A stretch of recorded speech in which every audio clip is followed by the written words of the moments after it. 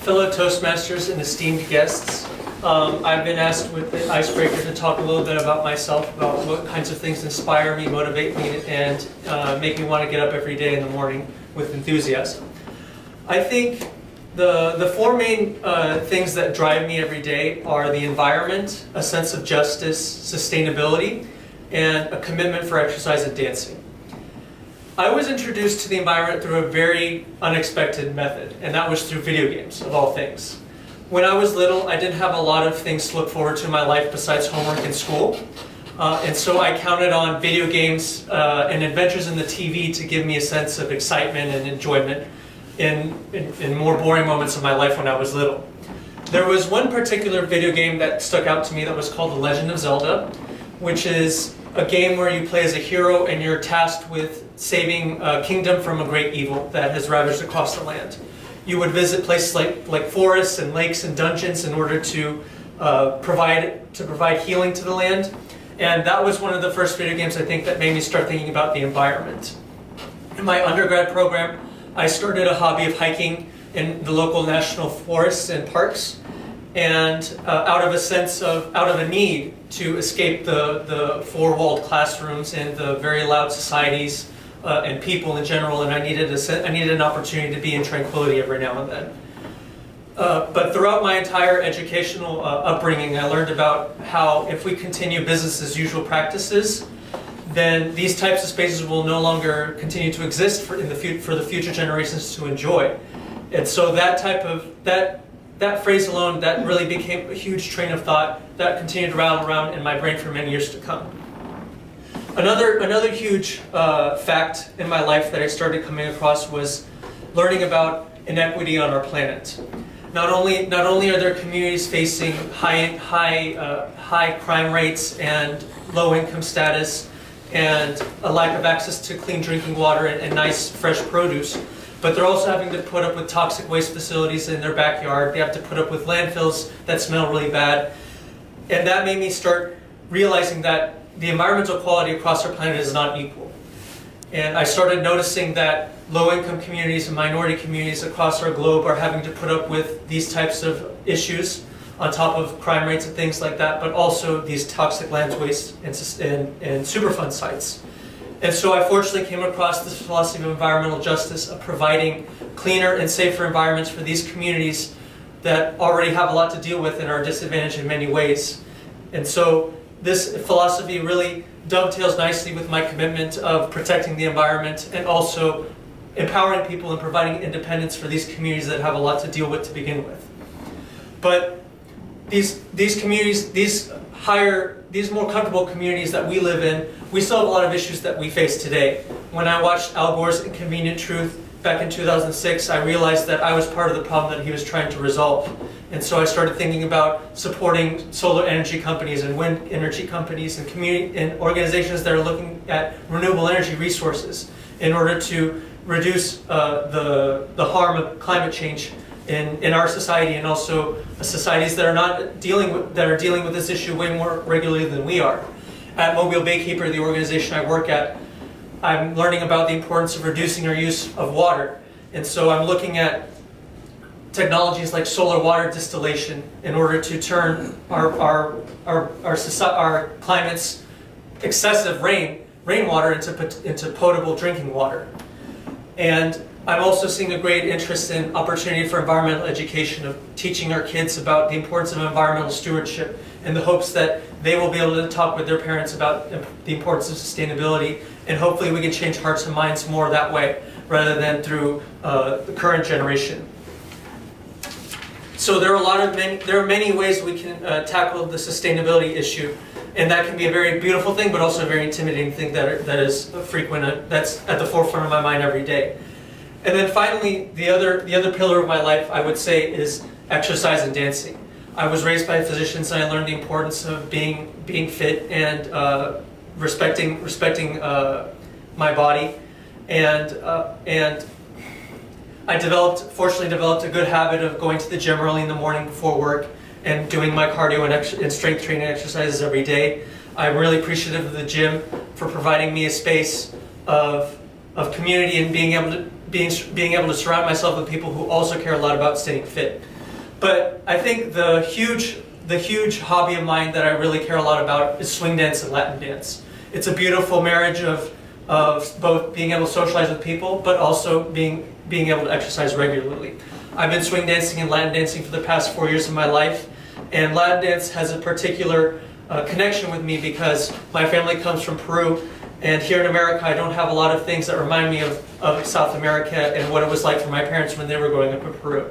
But being able to listen to Latin music and dancing to Spanish music really reminds me of my parents and what it was like for them when they were little, and also the extended family that I have in Peru. And this deep connection that I have with dancing makes me really interested in sharing it with the greater part of the Mobile community as well.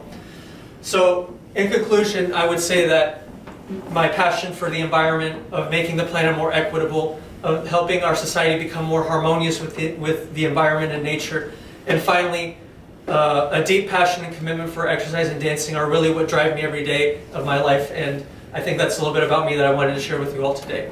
Thank you, Mr. Toastmaster.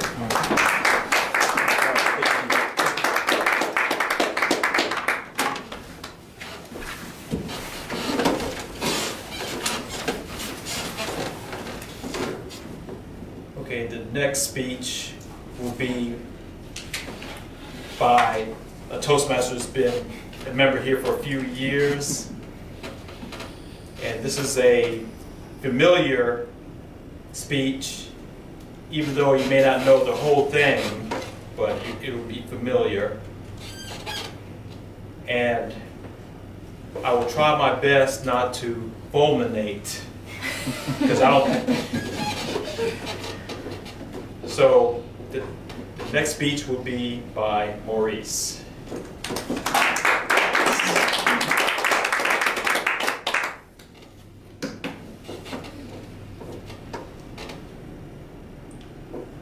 Fellow Toastmasters and honored guests, I will be presenting a speech that is familiar nationally, and I would say internationally. This is the inaugural address by John F. Kennedy that was done in Washington, D.C., January 20th, 1961. Vice President Johnson, Mr. Speaker, Mr. Chief Justice, President Eisenhower, Vice President Nixon, President Truman, Reverend clergy, fellow citizens. We observe today not a victory of party, but a celebration of freedom, symbolizing an end as well as a beginning, signifying renewal as well as change. For I have sworn before you and Almighty God, the same solemn oath our forebears prescribed nearly a century and 3/4 ago. The world is very different now, for man holds in his mortal hands the power to abolish all forms of human poverty and all forms of human life. And yet, the same revolutionary beliefs for which our forebears fought are still at issue around the globe. The belief that the rights of man come not from the generosity of the state, but from the hand of God. We dare not forget today that we are the heirs of that first revolution. Let the word go forth from this time and place to friend and foe alike that the torch has been passed to a new generation of Americans born in this century, tempered by war, disciplined by a hard and bitter peace, proud of our ancient heritage, and unwilling to witness or permit the slow undoing of those human rights to which this nation has always been committed and to which we are committed today at home and around the world. Let every nation, whether it wishes us well or ill, that we shall pay any price, bear any burden, meet any hardship, support any friend, oppose any foe, to assure the survival and the success of liberty. This must we pledge and more.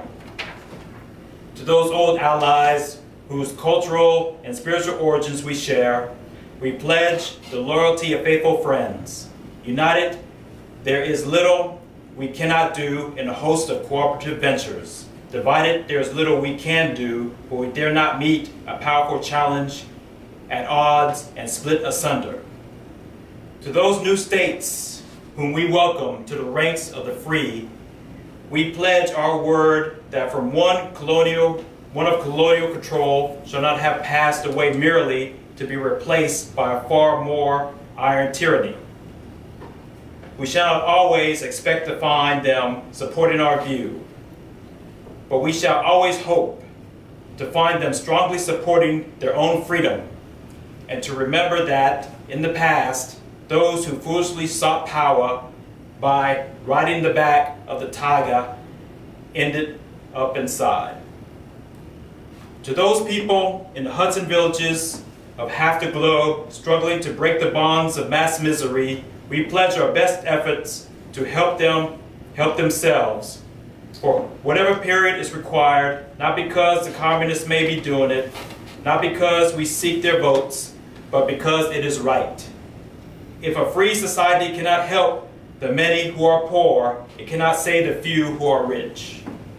To our sister republics south of our border, we offer a special pledge to convert our good words into good deeds in a new alliance for progress, to assist free men and free governments in casting off the chains of poverty.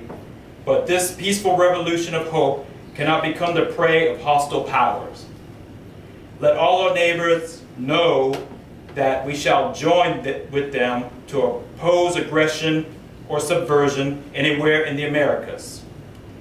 And let every other power know that this hemisphere intends to remain the master of its own house. To that World Assembly of Sovereign States, the United Nations, our last best hope in an age where the instruments of war have far outpaced instruments of peace, we renew our pledge of support to prevent it from becoming merely a forum for invective, to strengthen its shield of the new and the weak, and to enlarge the area in which its writ may run. Finally, to those nations who would make themselves our adversary, we offer not a pledge but a request that both sides begin anew the quest for peace before the dark powers of destruction unleashed by science engulf all humanity in planned or accidental self-destruction. We dare not tempt them with weakness, for only when our arms are sufficient beyond doubt can we be certain beyond doubt that they will never be employed. But neither can two great and powerful groups of nations take comfort from our present course, both sides overburdened by the cost of modern weapons, both rightly armed by the steady spread of the deadly atom, yet both racing to alter the uncertain balance of terror that stays the hand of mankind's final war. So let us begin anew, remembering on both sides that civility is not a sign of weakness, and sincerity is always subject to proof. Let us never negotiate out of fear, but let us never fear to negotiate. Let both sides explore what problems unite us instead of belaboring those problems which divide us. Let both sides, for the first time, formulate serious and precise proposals for the inspection and control of arms, and bring the absolute power to destroy other nations under the absolute control of all nations. Let both sides seek to invoke the wonders of science instead of its terrors. Together let us explore the stars, conquer the deserts, eradicate disease, tap the ocean depths, and encourage the arts and commerce. Let both sides unite to heed in all corners of the earth the command of Isaiah to undo the heavy burdens and let the oppressed go free. And if a beachhead of cooperation may push back the jungle of suspicion, let both sides join in creating a new endeavor, not a new balance of power, but a new world of law, where the strong are just and the weak secure and the peace preserved. All this will not be finished in the first 100 days, nor will it be finished in the first 1,000 days, nor in the life of this administration, nor even perhaps in our lifetime on this planet. But let us begin. In your hands, my fellow citizens, more than mine, will rest the final success or failure of our course. Since this country was founded, each generation of Americans has been summoned to give testimony to its national loyalty. The graves of young Americans who answered the call to service surround the globe. Now the trumpet summons us again, not as a call to bear arms, though arms we need, not as a call to battle, though embattled we are, but a call to bear the burden of a long twilight struggle, year in and year out, rejoicing in hope, patient in tribulation, a struggle against the common enemies of man, tyranny, poverty, disease, and war itself. Can we forge against these enemies a grand and global alliance, north and south, east and west, that can assure a more fruitful life for all mankind? Will you join in that historic effort? In the long history of the world, only a few generations have been granted the role of defending freedom in its hour of maximum danger. I do not shrink from this responsibility, I welcome it. I do not believe that any of us would exchange places with any other people or any other generation. The energy, the faith, the devotion which we bring to this endeavor will light our country and all who serve it, and the glow from that fire can truly light the world. And so, my fellow Americans, ask not what your country can do for you, ask what you can do for your country. My fellow citizens of the world, ask not what America will do for you, but what together we can do for the freedom of man. Finally, whether you are citizens of America or citizens of the world, ask us here the same high standards and strength and sacrifice which we ask of you. With a good conscience, our only sure reward, with history the final judge of our deeds, let us go forth to lead the land we love, asking His blessing and His help, but knowing that here on earth, God's work must truly be our own. Mr. Toastmaster.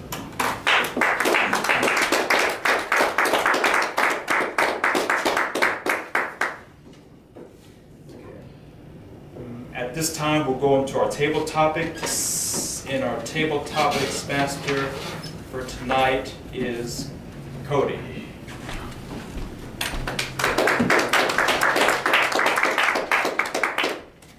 Explain the table topics, but this is a portion of the meeting where we do impromptu speeches. So you have 1 to 2 minutes, and I can call out any Toastmaster members and give them a topic, and they have to come up and talk about it. But if you're brave enough, you can always volunteer also. So you might want to see a couple go through, and then if you want to try, feel free.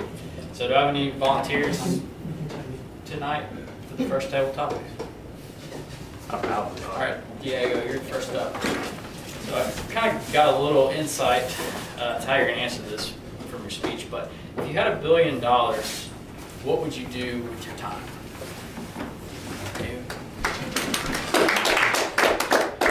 Before I start, can you repeat the word of the day? Fulminate. Fulminate.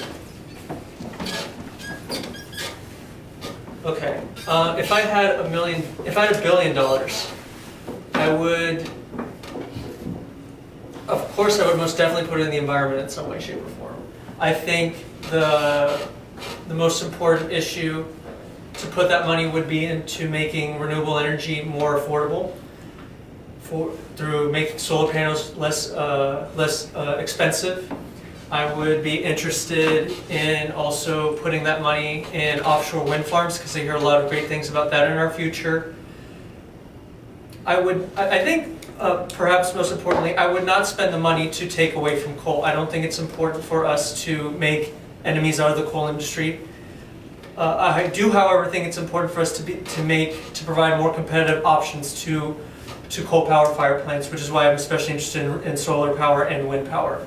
I think any other reserves of the money, okay, let's say I put 75% of the funds in renewable energy. I would say the other 25% of the funds would be spent on renewable water resources. So again, going back to the rainwater filtration thing of learning how to filter and purify rainwater make it become potable drinking water.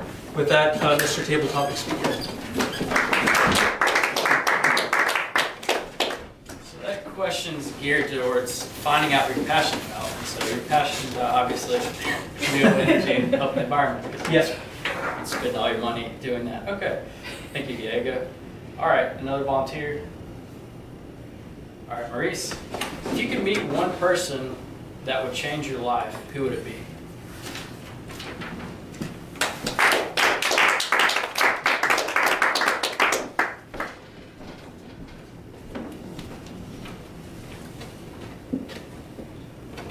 Mr. Topic Master, fellow Toastmasters, honored guest. If I could meet one person who could change my life,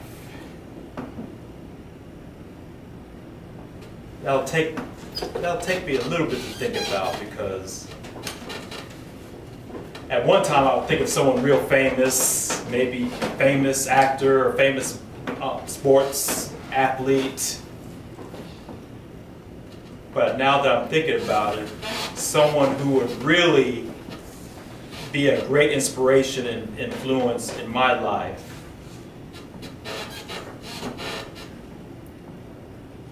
I would just go ahead and go on a limb and say Albert Einstein, because of his ingenuity and his revolutionary, the things that his revolutionary discoveries in science. So if it's one person that I would meet, or would want to meet, that would change my life, that would be Albert Einstein. Mr. Topic Master. Great. Yeah, it's a tough one if you don't have it on top of mind. All right, next volunteer. All right, Joseph. Do you consider yourself an introvert or an extrovert? And how do you think that impacts the way you interact with people?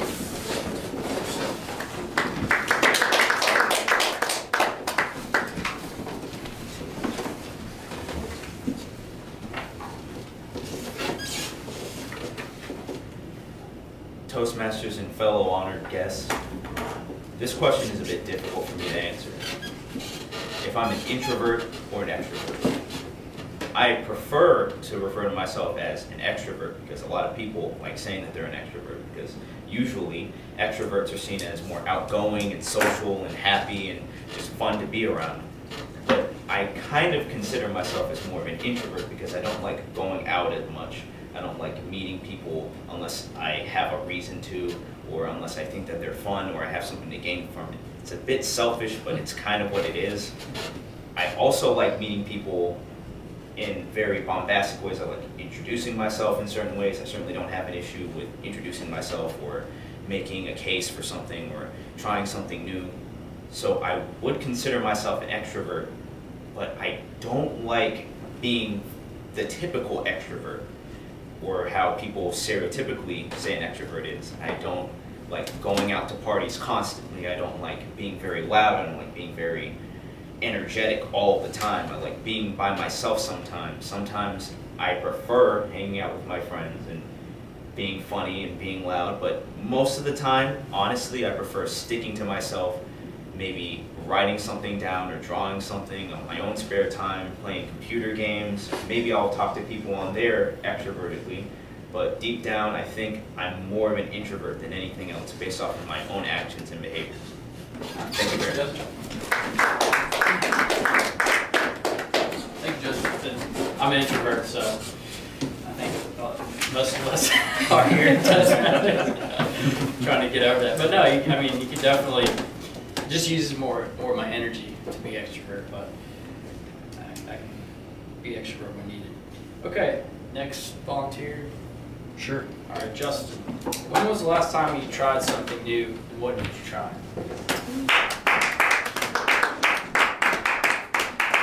fellow Toastmasters guests. I've been asked to talk about when was the last time I tried something new and what did I try.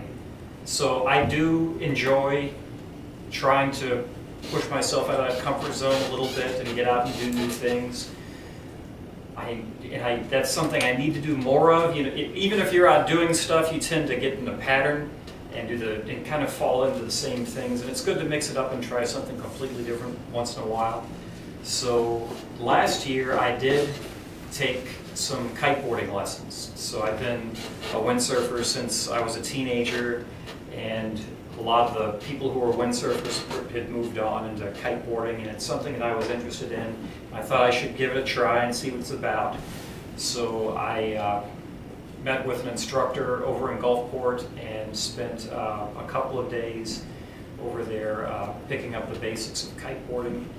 And it's very different than windsurfing. There's a lot to learn. And this spring, when it gets a little warmer, we've got the conditions for it. It's something I want to give a little more time to maybe push a little further down that. So, thank you. Justin? That's pretty cool. It's something I always wanted to give it a try, but it's so expensive. I guess I can, well, maybe you have some here I can go out with you. All right, we have time probably for one more, so you guys want to give it a shot, you're more than welcome, or I can make Rachel do it. Rachel? Okay, Rachel, when was the last time you failed, and what did you learn from the failure? Give me a hard one. Toastmasters and guests, thank you for having me here with y'all tonight. Cody has asked me an easy question about failure and what I learned from it, which is something that we all enjoy sharing with others, so why not tonight? One thing that I have not done so well at recently is cutting myself a break here and there. I think sometimes we keep on driving and thinking we should do a little bit more, and I know for myself that's something that I do quite well. So I went on a few interview trips recently, and I managed to jam-pack them all within 2 weeks instead of trying to spread them out a little bit more. And I learned a lot about airport travel and delays and giving yourself a little bit extra time, so that's definitely a lesson that I will take with me on my next adventure around the globe.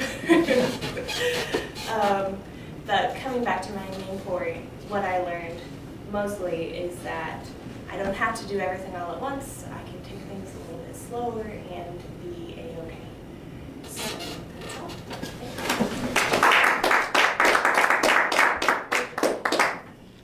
I'd like to turn back to our Toastmaster read.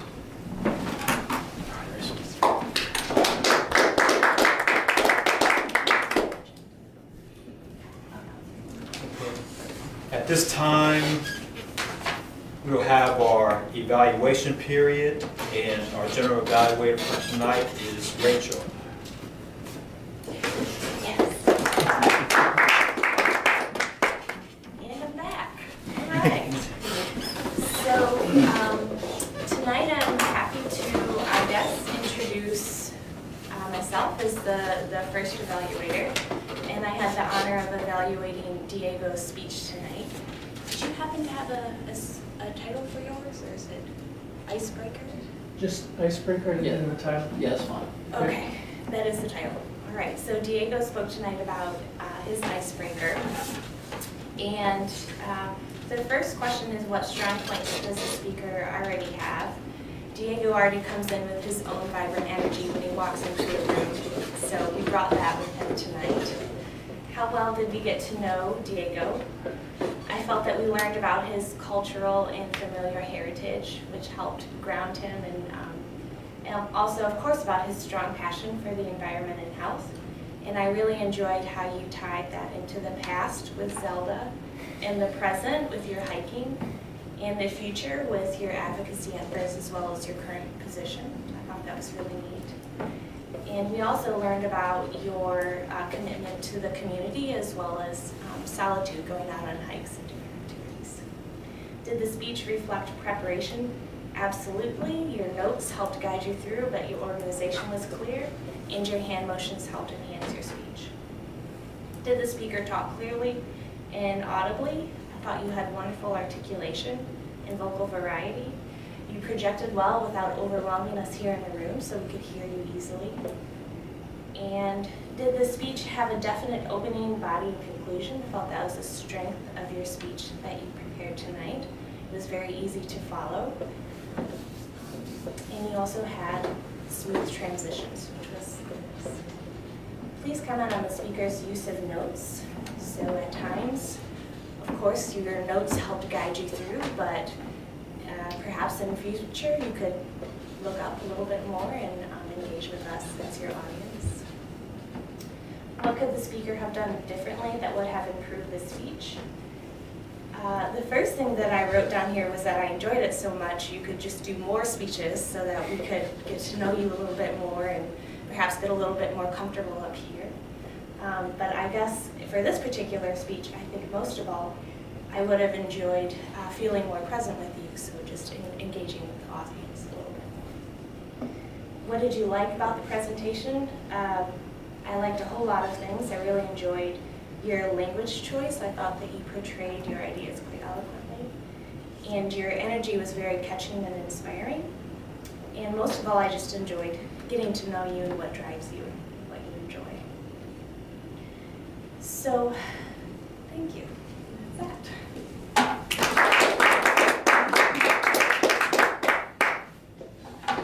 Did I do that in the right order? Yes, I did.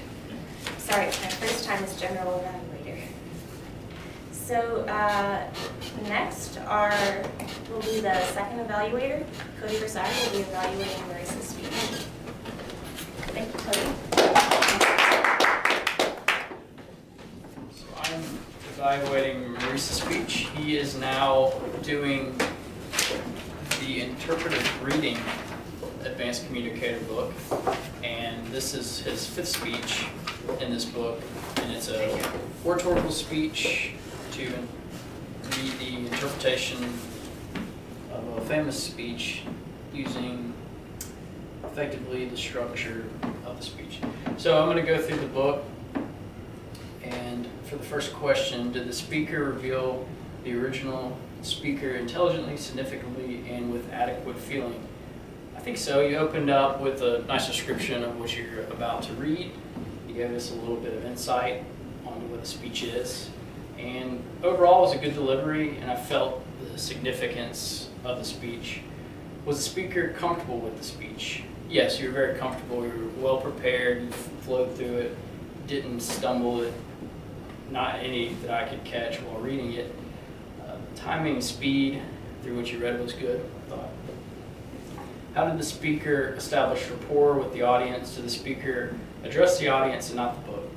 So I thought one interesting thing you did was you tried to use the speaker's accent, so which I would have not been able to do, so I enjoyed that. So that kind of gave us a little bit more rapport to how the speech was delivered at that time period. But I do think you could have looked up a little more. You kind of spoke into the book. But other than that, you know, the vocal power and all of the vocal delivery was good, I thought. Did the speaker inspire the audience? Like I said, that you had a very strong vocal tone, using the accent kind of brought you back to the importance of the speech, the power of the voice. And, you know, just the speech content itself was inspiring. So I thought it did inspire us and brought us back to that time period of our country. What could the speaker have done differently to improve the presentation? So there are 2 things. Maybe vary the body language just a little. You kind of use this pointing most of the time. You did vary throughout, but that was your kind of go-to. Okay. And then the eye contact, just kind of between pauses. But it's tough when reading, especially something that long, but just something that you could improve just a little bit. And what did I like about the presentation overall? I really like the vocal tone and the power. So, you know, typically when you get up here in your normal tone, I could definitely tell you change that for the speech to kind of embrace the power of the speech and how it was delivered. And also kudos for trying the JFK accent.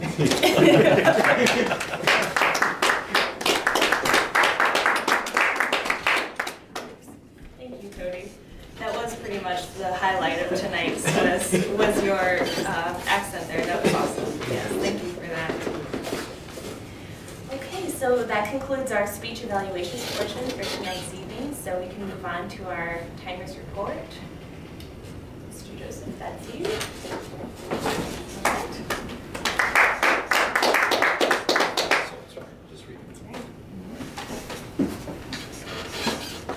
All right, speech 1, Diego. Your time was 6 minutes and 10 seconds. Very good, very nice. Speech 2, Maurice, 10 minutes and 32 seconds. Okay. Cut it in just right. I appreciated how you managed to fill out the entire time. I like that. Table topics, number 1 was Diego with 1 minute and 15 seconds. Table topics number 2 was Maurice with 1 minute and 12 seconds. I had the longest time with 1 minute and 32 seconds. And Justin also had 1 minute and 12 seconds, same as Maurice. Wish I had the milliseconds so I would know exactly who.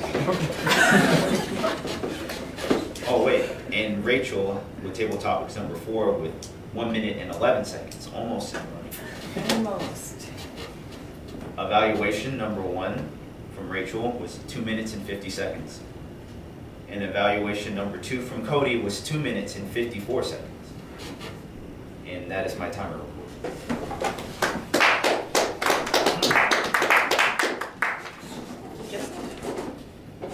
So we can move on to our grammarians report. Sure. Justin? So starting with Diego. Diego, you used quite a few uhs and some double words during your icebreaker. I counted about 9 uhs, about 3 double words. And then also on your table topics, I noticed you used about 3 times. Maurice, on your JFK speech, I didn't notice any issues. You used the word of the day once. And then on your table topics, I heard you use so 1 time, so really good there. Joseph, on your table topic, it was excellent. I didn't notice any use of double words or anything, which is very impressive, especially for being so new at this. There's an offering.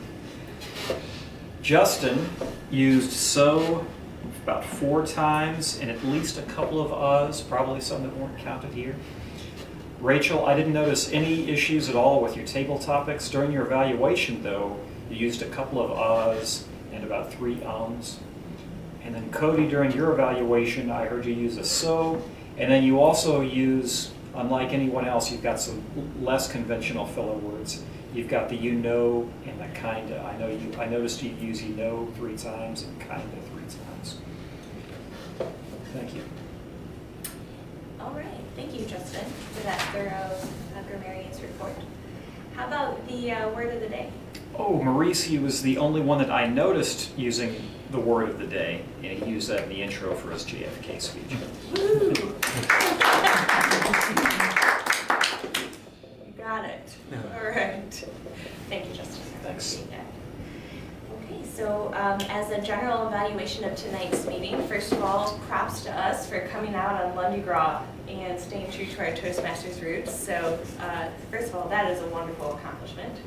And welcome to our new class. We're glad that you're here. We started on time and we discussed some club business that we'll fill in at a later date once we have a few more details. And we pretty much moved smoothly between all sections of tonight's meeting and filled in where we needed to, which was very resourceful. And that's all of the general evaluation that I have for tonight's meeting. Thank you.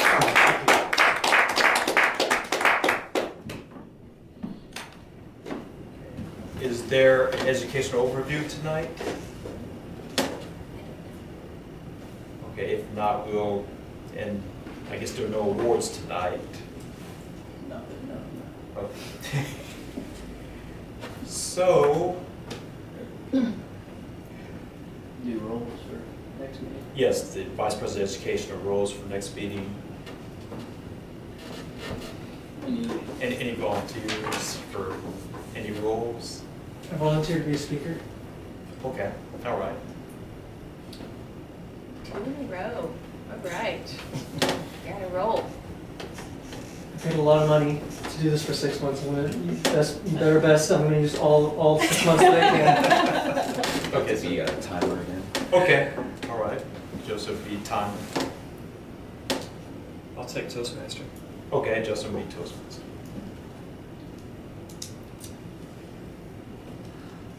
And then we'll just Yeah. let the others, well, the Vice President of Education will fill in those roles. Toastmaster speaker.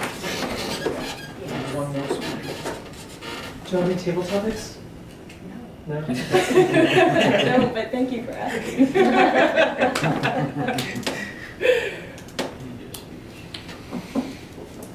Great thing about table topics is then you don't have to do a table topic. Right. That Yeah. is true, actually. Yes. You can throw us really huge curveballs. No.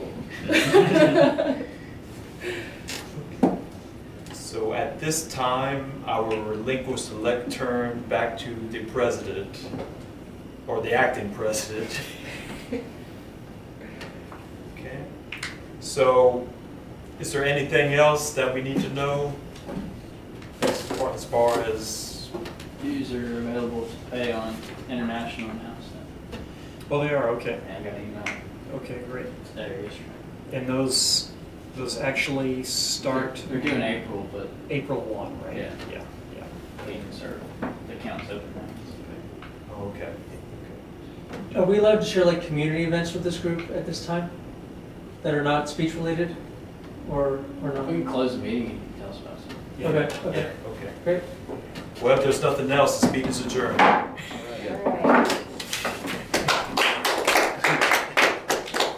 All right, nice to meet you again. Nice to meet you. Nice to meet you too.